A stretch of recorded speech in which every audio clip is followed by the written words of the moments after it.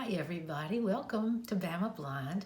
I'm Beverly and I hadn't uploaded in a while and it's taken me a while to get up the thoughts and processes to get into today's topic. But it's a really interesting one, and if you've seen the title, it's about socialization and vision loss and how sight loss in lots of different variations can cause a really difficult time in socialization. And to start off, I just want to say that as a person who was trained with rehabilitation counseling, and I worked with the blind and visually impaired, we were always taught there was two broad categories that sight loss really impacted that we were to focus on. And one was accessing information, and the other was moving around safely in your environment. And I wanted to add, after living a lifetime with a visual impairment, I wanted to add my 2 cents worth in, which is probably in the professional literature now, but the social implications of sight loss and how that impacts you socially. And I will start out by looking at how you as a parent of a blind child might understand this. I can only understand it from a blind perspective or a visually impaired perspective. I have what's called Stargardt's disease, or genetically it's called ABCA4, ABCA4. And that's just kind of like juvenile macular degeneration. So I'm missing the central part of my vision. And so since I was diagnosed prior to age 5, I have always had central vision loss. And the first thing that someone with macular degeneration or central vision loss will tell you is that they can't recognize faces. And so I wanted to kind of delve into facial recognition and the social implications of not having that capability. And for me, as an example of that, I was very, very proficient in moving around safely and effectively in my environment. I've talked about that in my other videos. I've always had 20/200 vision, or I've always been designated as a legal blindness as long as I have been measured, and that was since age 5. So I never understood what it was like to have normal vision, although I had very, very functional mobility vision. I've always had very poor reading vision. So my blind spots were in such places that I wasn't able to read print, even when other people with the same kinds of conditions that I had later on in the School for the Blind, when I attended that, they were able to read rapidly and very proficiently as long as it was close enough. I could never do that because of where my blind spots fell in my field of vision. But today I'm just going to talk about the social implications, because as early as age 5, I realized that I couldn't see people's faces the way other people could see them. So from across the room, I couldn't tell you who that person was, even if it were my mother or my father or my sister or my brother. I could tell you if they were an adult or a child, if they're big or little. I could tell you if they had on a dress or skirt or pants. I could tell you that. I could tell you if they had dark hair or light hair. I couldn't tell you the color because central vision loss comes with some color vision loss. So I couldn't really tell you if it was auburn hair or bright red hair or dark hair or gray hair or blonde hair. It was light hair or dark hair. I could see some bone structure features, but I couldn't distinguish the facial characteristics that would tell me that, okay, that's Lori and that's Leslie. I couldn't tell you that. Is that Haley or is that Alan? I just couldn't tell you that. If Haley had short hair and Alan had short hair and Haley were Alan's height, I just couldn't tell you the difference. So I learned early on that as long as I was in a class where everybody was assigned a seat in the class, I could tell you who was sitting there because in the fourth row, in the fourth seat, was James. I knew that, okay? But once we ran out onto the playground, I couldn't find James. I couldn't find Haley. I couldn't find Alan. I couldn't find anybody. Um, if the if I walked up to a group of people, assuming that that was some of my classmates, I would have to stand there for a minute and kind of pick up on clues and their voices and the fact that none of them recognized me before I ever knew that, hey, these aren't a group of my friends. These are strangers. These are kids in another class. And so I would turn around and try to go and find either another group of people or just lots of times end up just doing an independent activity. Back in my day, we had swings, we had slides, we had jump rope, we had just free playtime.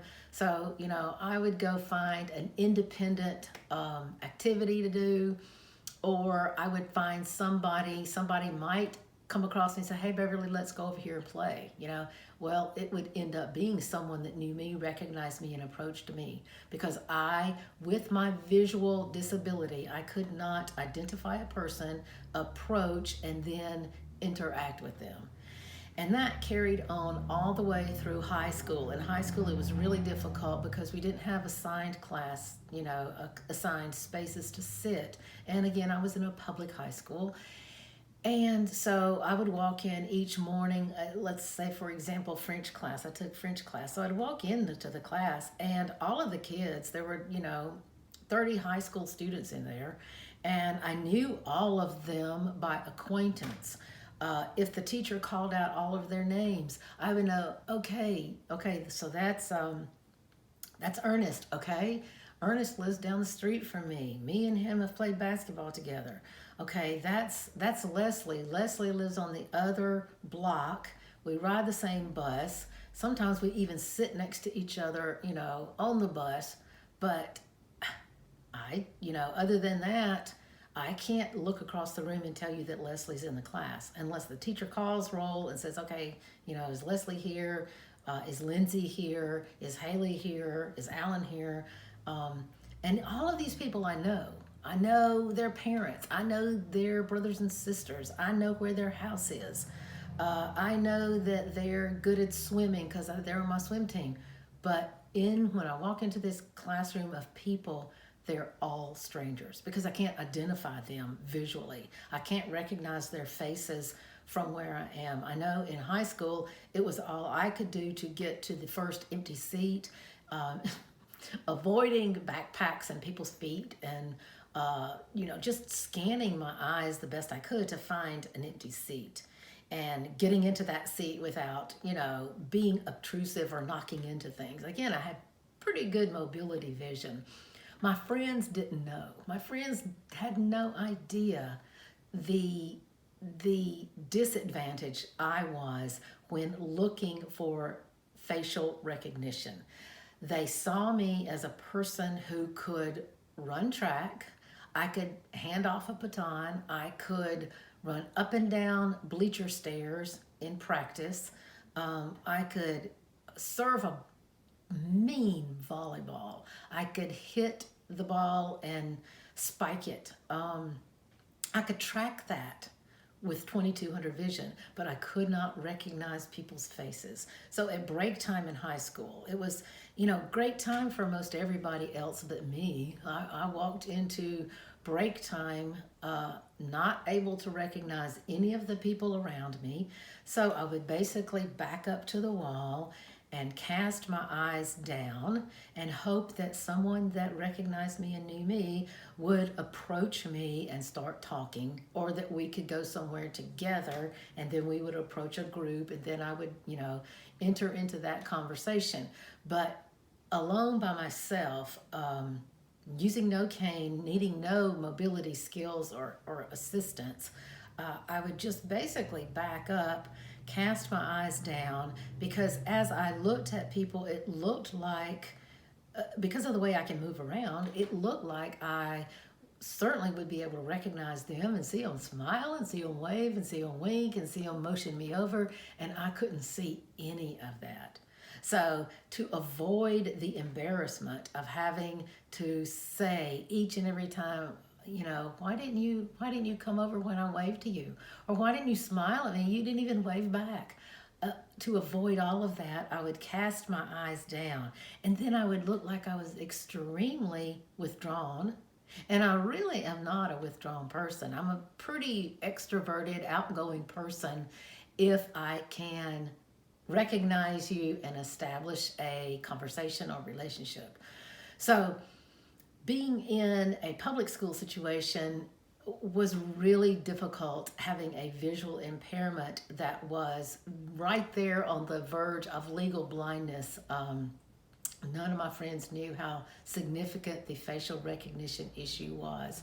And then going into college, it was the same thing. I could walk to class, I could find my class. I could usually find an empty chair, again, as long as it was closest to the doorway, so I didn't have to maneuver through rows and rows of people, kind of scanning my eyes back and forth looking for an empty desk. But all the people in that room, let's say from the very first day of my very first class, English at 8 o'clock in the morning, Monday, Wednesday, Friday, and I knew I was going to be with those same people for the rest of the semester. By the end of the semester, they were no more familiar to me than the first day of the semester, because I couldn't recognize them in the classroom and then leave the classroom and then see the same person like walking down the hallway in the building and saying, hi, how are you, with an idea of recognition. So I always had an idea of unrecognition, or not recognizing people. We could walk across the quad, and that's where people would say, oh, I saw that person, she's in my English class. And you can wave to each other across the quad. Or everybody could be heading to the student center for lunch, and you see maybe 4 or 5 people that you've seen throughout the day, and you've acknowledged through nonverbals and facial recognition. And then you get to know that person because you've recognized them, they are familiar. To me, none of these people were familiar. I did not know any of them. So unless I established a friendship with the person next to me, or in front of me, or behind me in a classroom setting, it was really difficult to establish relationships in college.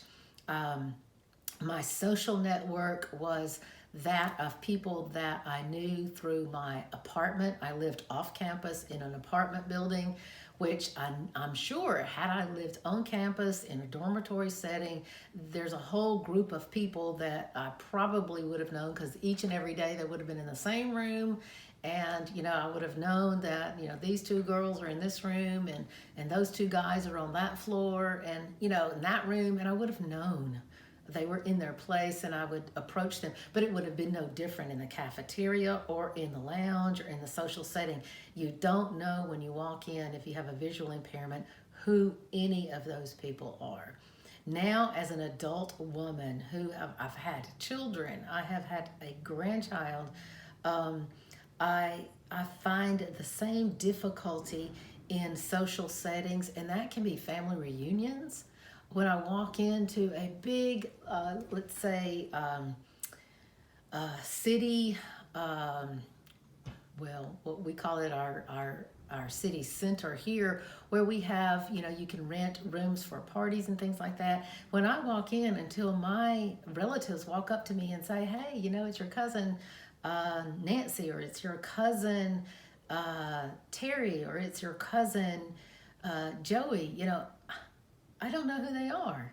And then once they speak, oh my gosh, there goes the history. You've got an entire history on that person, and you know them. It's not like you don't know them. I've had people that approach me because I don't recognize their face and say, well, hi, it's Ann. And I say Ann, and then I have to figure out, I've got 3 friends that are named Ann, and they're all of kind of the same age. And then if I don't have this immediate, acknowledgement of Ann who, they start saying, well, Ann, I'm the one that met you in the Sunday school class 2 years ago, and we have had lunch every day since then. Like, now I have no memory. It's not that. So it's confusing to the general population that if you don't have facial recognition, you don't have a memory. No, you've got a memory of that person. You just can't recognize their face. But once you know who they are, instantaneously, unless there's some cognitive issue, but instantaneously, you know who that person is. You don't have to say, it's like calling a friend on the phone. You don't say, you don't call Beverly and say, "Hey, Beverly, yeah, this is Leslie." Leslie, your friend. Leslie, the one that you know from the crochet class that you're in on Tuesday nights. And we've been going to the class every Tuesday night for the last year and a half.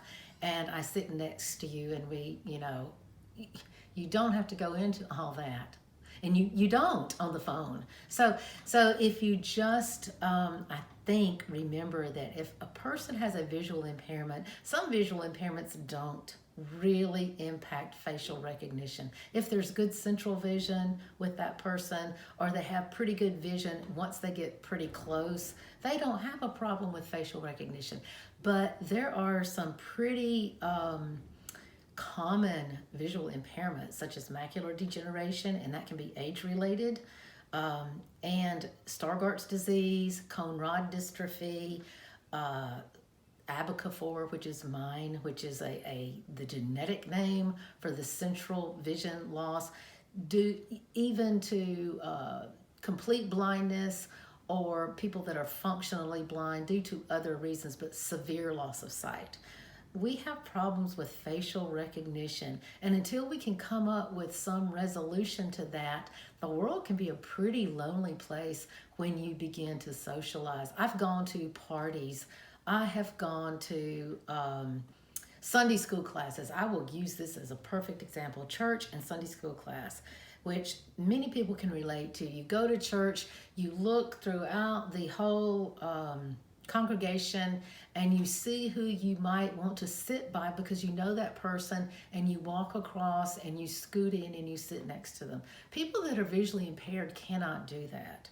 I have been to church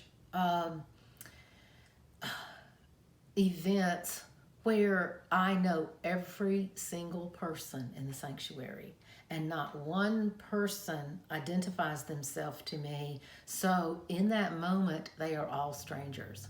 And that's a sad and lonely place to be, especially when you have come to congregate with people. It's the same with Sunday school classes. I can walk into a Sunday school class, and there can be 15 people in there, and in the moment I walk in, they're just 15 bodies. They are 15 strangers. And I could be in a room full of strangers, and until they begin to identify themselves, and they could be people that I've known all of my life, but they don't exist as a person that I recognize until some other recognition, some other clue comes into consideration. And usually, and this never ever happens, but in my ideal world, I would walk into that group of 15, and they would all say, "Good morning, Beverly," and they would just go down the line and say who they are, and then I would know. Now sometimes if it's a familiar group, I have gone in and say, "Okay, who's in here?" And some people don't even respond, and that's okay. Some people are in their own setting, in their own issue, and it's not all about Beverly, who is blind, that can't recognize them. Some people just are quiet. If I walked into I'm going to just say a cancer center where people have lots of issues, very heavy issues on their minds, and I wouldn't say, "Hi everybody, it's Beverly, who all is in here," unless I knew those people were ready to just acknowledge, okay, I want to just say to Beverly, "I'm over here, and I'm Sue, and I'm sitting here." So it's just a difficult situation. I find in most situations, no matter if they're people that know me extremely well, they can be my cousins, aunts, uncles, nieces, nephews, and never tell me, "Hey, I'm over here." And that's really sad for me. It's really hard for me to adjust to that as a visually impaired person, that I can't recognize their face. Or I could walk into a group of people and have five come up to me immediately and say, "Hey, it's William, it's Justin, it's Sandy." They can either do that and make it easy for me. Otherwise, I'm just sitting by myself, waiting for someone who recognizes me to approach me and initiate whatever conversation we can initiate at that point. I can't stand across a room and scan a room and then walk up to the group of people that I want to interact with and begin the interaction. I don't have that luxury, and that's a pretty strong disabling aspect of being visually impaired, where you can't initiate conversations and communication. You pretty much end up waiting for others to initiate, or you end up bursting into their space and their conversation, not even knowing who they are, only to find out they're people that you really don't know, and you're looking for a group or an individual that isn't in that group. So I just wanted to share my frustrations with this. This is not the end of this particular subject. I just wanted to touch on it because these social implications, these social aspects of having a visual impairment are real, and they're very difficult to navigate. Just as difficult to navigate sometimes as the physical world, because you're misunderstood unless you're constantly telling people feedback that I can't see your face, I can't see your smile, I can't see you wink, I can't see you wave, I can't see you gesture to me. How many times can you remind a person that's an acquaintance or even a good friend that you aren't able to communicate in that way? It's really difficult to continue to remind them of that. And yes, it's okay for them to forget that. That's kind of nice. I have a lot of people say, I just forget that you can't see. That's okay. That's okay. It's just, please forgive me when I keep reminding you that I can't see. That's okay too, And the reason that I didn't smile is because I couldn't see you smiling at me, and that is a form of nonverbal communication. So I just wanted to share my thoughts on that particular subject. And if you have some experiences and some feelings that you would like to share about this, if you're visually impaired, please leave them in a comment below. I would love to hear from my visually impaired and blind viewers and subscribers what your feelings about being socially isolated are. I know we're in a pandemic. We're in the middle of social isolation. But even for those of us who can speak and communicate on the phone and through FaceTime and even through Zoom, because that's verbal, we still are going to be dealing with the social implications of visual impairment and nonverbal communication even long after the pandemic is gone. When we get back together again, we will be dealing with the same issue. And I want to hear from people who have dealt with this. If you're early in your sight loss journey, if you're a parent of a child with sight loss, there's lots of other aspects to this that we haven't even touched on. So there'll be more videos about this, but I really want to hear from people through the comments section.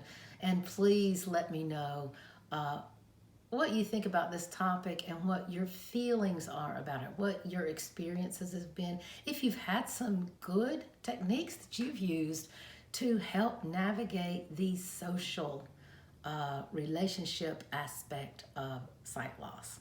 And until next time, everybody, stay safe and happy and healthy, and I'll talk to you next time. Bye-bye.